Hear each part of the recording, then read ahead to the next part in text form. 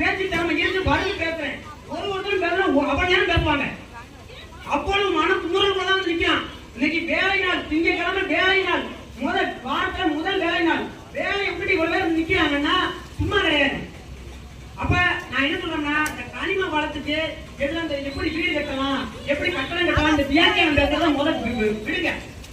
அரசு அனுமதி பெற்ற இடத்துல அரசு கொடுக்கக்கூடிய அந்த நெறிமுறைகளோட இத்தனை அடி இத்தனை அங்குலம் அல்லணும்னு சொல்லி ஒரு அனுமதி பத்தியா அப்படி அல்லுங்க.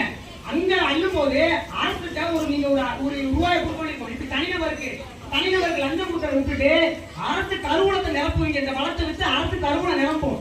அது எனக்கு கல்வியாவோ மருத்துவமாவோ ஏதோ ஒண்ணா மக்களுக்கு தெரிஞ்சு கிடைக்கும். அதை நாங்க யாரும் இருக்கல.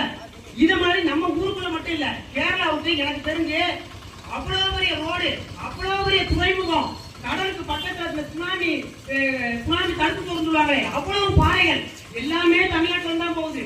அத்தனையும் வேடிக்கை பார்த்து என்ன சொல்ல, ஒரு புழு கூட அடிச்சா